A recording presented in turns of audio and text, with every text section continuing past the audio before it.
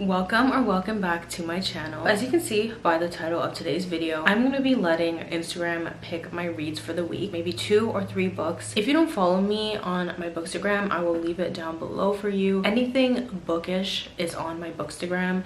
Even if I just feel like talking about something on my story about books, it's posted on there. I have read about 3 fantasies in a row now, so I really wanted to get into a romance. I asked you guys on Instagram to pick between Yours Truly by Abby Jimenez and Before I Let Go by Kennedy Ryan. So I do have Yours Truly on my Kindle. I really want to read this one now. I literally just found out that this has the fake dating trope in it. I've mentioned in many videos I love fake dating, but then I have Before I Let Go, which is a second chance romance, and you already know me and my second chance romances are getting out of hand. Obviously I really do love second chance, so I do really want to read this as well. I've had it for a few months now. Let's see the results. I let this sit for almost a full day. The results are in and we are going to be reading Before I Let Go by Kennedy Ryan. So Before I Let Go won by 69%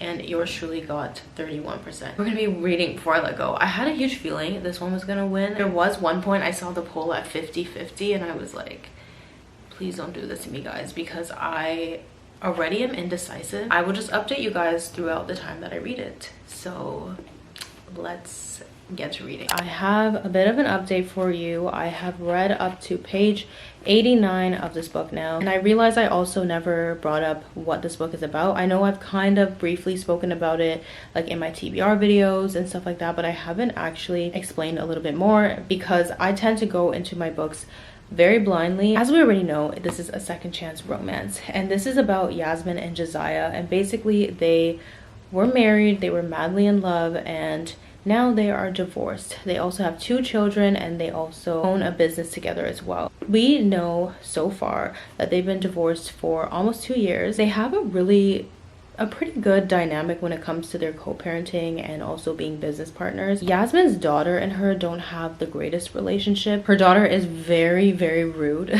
Like, so rude. As you know, I have a daughter. She's 2 years old, and reading about this is so heartbreaking because I would be heartbroken if my daughter was speaking to me the way that Yasmin's daughter talks to her. And I just pray that I never have to experience something like that. The second chance romances that I have read personally have usually been past and present timelines, but this one, we've just been in the present. Like, they have had thoughts about the past. They kind of just talk about the way they felt about something in the past.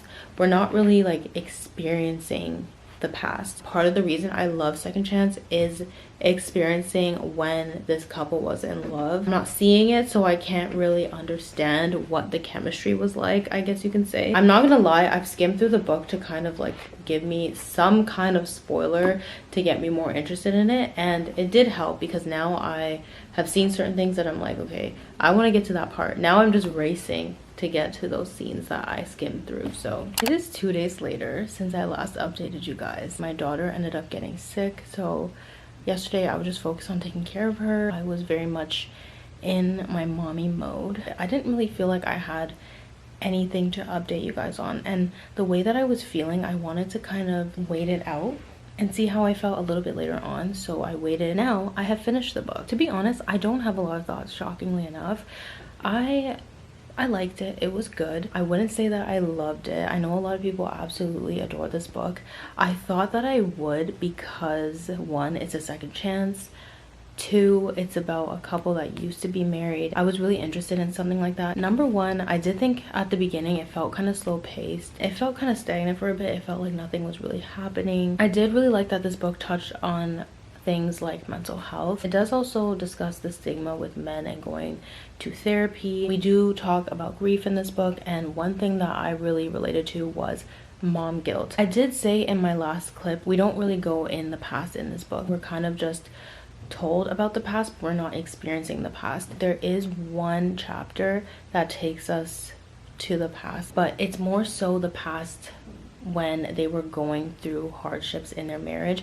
We don't really get to see how they were prior to the marriage, I guess because this is a second chance post-divorce, which, to be honest, that's okay. But it would have been nice to kind of get a little more of an understanding on the relationship, because they did talk a lot about how they're like soulmates and they will never love anyone the way they loved each other or love each other. It was good. It was a good book. It had some great messages in it. Intermission, because my daughter is waking up crying. Kennedy Ryan mentioned that this was the first book she's ever written. She drafted it 15 years ago. I am interested in reading her other books to kind of see if her writing may have progressed. I'm kind of on the fence after I just said I don't want to do 0.75s and 2.5s anymore, but I think I'm like on the 3.75 area. Maybe by the end of this video I'll give you guys a number rating, but that's where I'm at with this book right now. I did post the next 2 books for you guys to choose. I am not gonna lie, I really want to read Once Upon a Broken Heart because I've had this book since March. I've been eyeing it for much longer than that as well. Shatter Me, I'm not like too interested in reading Shatter Me right now, but I've heard really good things, and I feel like the only way I'm gonna get to reading this month is with a little push. So I decided to put it on Instagram and see what people say. Let's just check the poll. Once Upon a Broken Heart is winning by 70% and Shatter Me is at 30. So I guess we will be reading Once Upon a Broken Heart by Stephanie Garber. I am so excited to read this, but I'm not gonna lie, I'm also like nervous to get into it because I've had it for so long and I've heard such great things. I will update you guys whenever I have an update. I'm so excited that I actually get to read this on camera because a lot of people love this book. Hello friends, so I wanted to give you guys an update. I am not that far in this book, keep that in mind. I am on page 50. I last night decided to go on TikTok and just watch videos about this book to kind of hype me up, and I saw someone say that apparently this book has a love triangle in it. Because I read the Caraval trilogy, I already know a lot about Jax, and there was somewhat of a love triangle situation involving him. So I would feel really bad for him if he's involved in another love triangle. I hope that's not true. I also am really glad that I read Caraval because I already know the world that they're currently in. I know they're probably gonna get into something else because the map is different from Caraval. Right now in the book, she's in a city where the last 2 books in the Caraval trilogy took place. So I know all the places she's talking about. So I'm finding that really fun. At the beginning of the book, Evangeline Fox, she's in love with this guy and he's getting married to someone else, so she goes to the Prince of Hearts to cut some sort of deal to stop this wedding from happening. Jax needed another fate because Jax, as the Prince of Heart, is a fate. He needed the help of another fate to make this happen, and what this fate did to stop the wedding from happening, as soon as I read what had happened, I knew immediately what fate was involved in this because of reading Caraval. And then I also found this really funny. It's just crazy like reading that last book and then thinking about people reading this and having not have read Caraval, not quite understanding certain things. On page 36, Evangeline is speaking to one of the fates and she said, "I thought all the fates disappeared." And he responds saying, "We recently made a grand return, but that's not what this story is about." And then they go on, and I thought that was really funny because it's almost like saying, okay, the last book was what this was about and now we're entering a new story, so forget about all that happened in the last book. That's how I took it. I also noticed that this book takes place pretty much immediately after finale, which is the last book in Caraval. I want to love this book, I really do. So I'm hoping things pick up and things get exciting. Please do not mind how I'm looking. I ended up catching my daughter's cold. Feeling a little bit under the weather here. I'm about 50% through the book. I think the last time I updated you guys was like 2 days ago.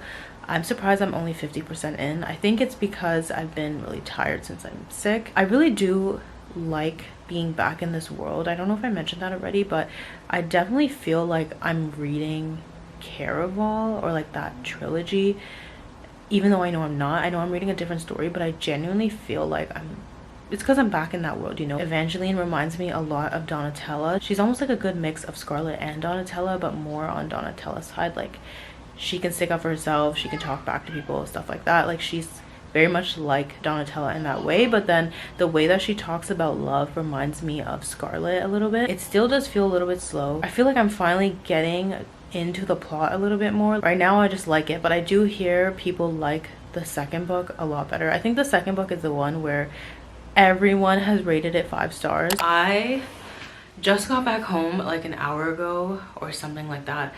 We drove across the border, did some Trader Joe's shopping, and I am tired. But I managed to finish Once Upon a Broken Heart this morning before we left. I'm not gonna lie, my interest in this wasn't as deep, I guess, as I expected it to be. I thought it was a good book. It was a great story. I really did like kind of carrying on that world that came from Caraval, and I do like Jax as a character. He's obviously like that morally gray type of character, but I do like him. I like learning more about him. Most of the time while I was reading this, I just kept thinking how much I love the fact that I read the Caraval trilogy first, because having read his story before this just makes certain things just more interesting. I don't know how to explain it. I feel like there's just this feeling when you know a character before a new story. A lot of things just hit different having read that trilogy. I wasn't the biggest fan of Evangeline. She trusts people a little too much,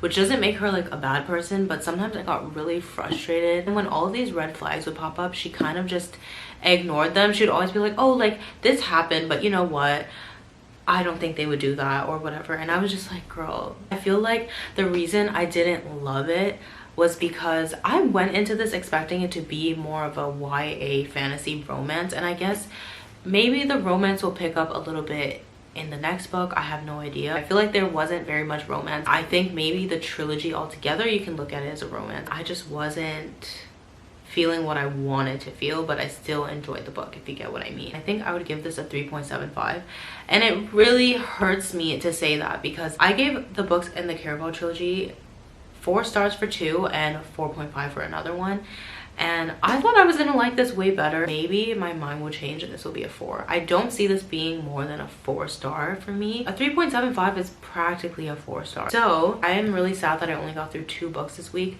but like I said, I had a very busy week. My daughter was sick and then I got sick. As you guys remember, I read Before I Let Go by Kennedy Ryan. Maybe look up trigger warnings. There is something that is really heavy and very unfortunate that happens in this book that is just very sad. Even with this one, I'm in between a 3.75 and a 4 because I did enjoy the book and I feel like I did want to keep reading it a lot of the time, but I feel like it needed more. I feel like I'm being like super critical this month, but these are the first 2 books I'm reading this month. And then yeah, we have Once Upon a Broken Heart. And like I said, I think I would rate this a 3.75. Maybe I would bring it up to a 4, but I did enjoy it. I felt really bad for a couple characters in this book. I feel like this video wasn't like a success, but it also was because I didn't hate these books. I really liked them. I thought they were great stories. That's all that matters. But now I'm ready to get into my next read. So that's all for this video. There will be more reading vlogs. I have some other videos already planned for this month and I'm excited to film them. Thank you guys so much for watching. Please give it a like, and if you're not subscribed, please don't forget to subscribe, and I will see you in the next video.